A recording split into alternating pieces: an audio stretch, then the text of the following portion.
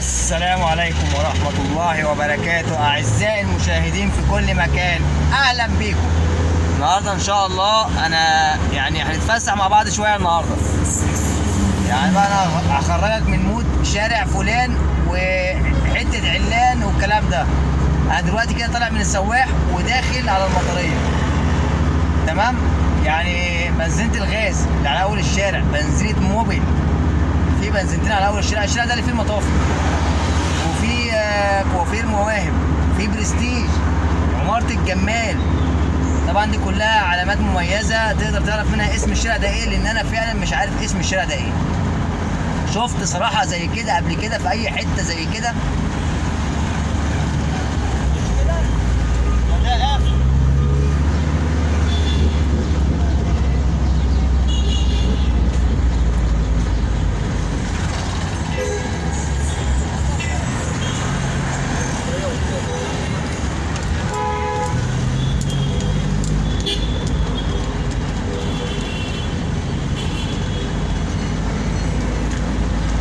طبعا زي ما احنا شايفين كده الشارع بسم الله ما شاء الله، عريض، ما هواش صغير ولا حاجه ولا حاره واحده ولا حارتين، لا بس هي الركنات يا جماعه. يا ريت اللي بيطلع بعماره جديده يعمل فيها جراج، لو سمحت اللي يطلع بعماره جديده يعمل فيها جراج.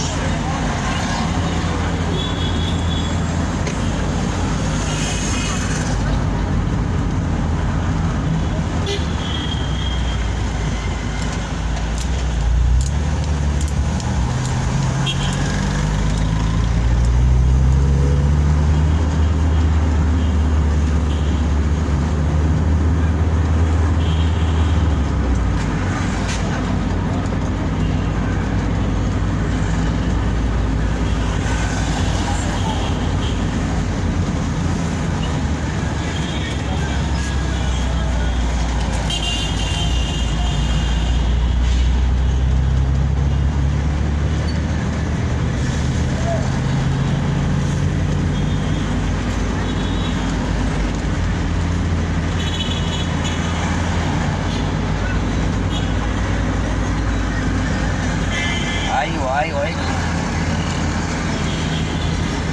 طبعا يا جماعه الدلاح او البطيخ اليومين دولت خلي بالك منه، مش كله احمر ولا كله مرمل ولا كله طعمه حلو. 3/4 البطيخ اليومين دول اقرع. يا ريت خليك شجاع كده. اشتريت بطيخه طلعت قرعه، رجعها، مش عيب.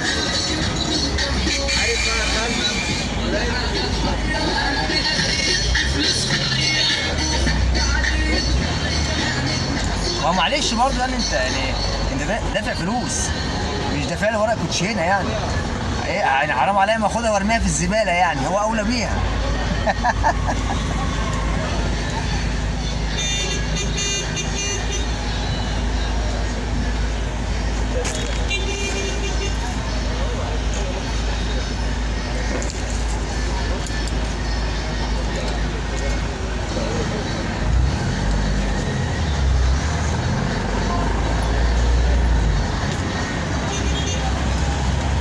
اللي على يميني ده شيخ البلد، واللي على شمالي عمارة الجمال.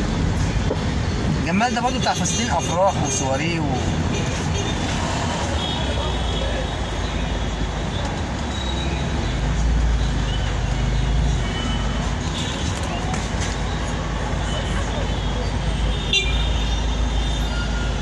طبعا العنب الاحمر عندنا ب 12، التفاح الاحمر فاخضر ده اللي هو البلدي ب 13، الموز ب 10،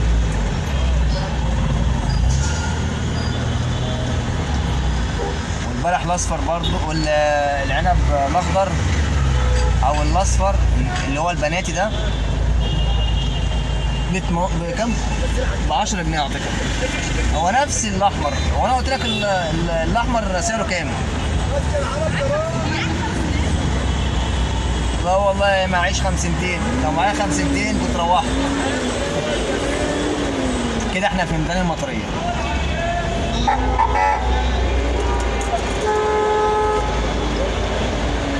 كده احنا في ميدان المطريه.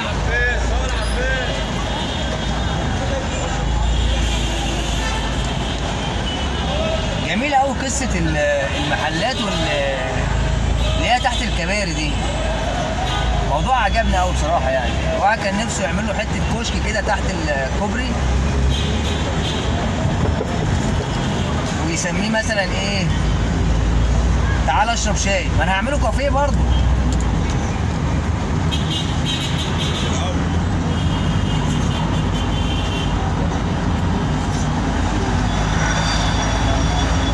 طبعا الكوبري اللي جنبنا ده كوبري المطريه.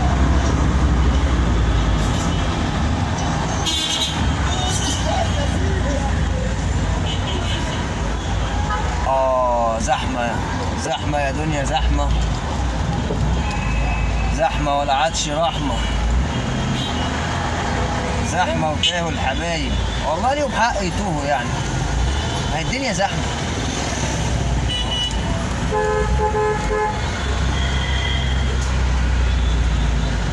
طبعا على يميننا هنا بتوع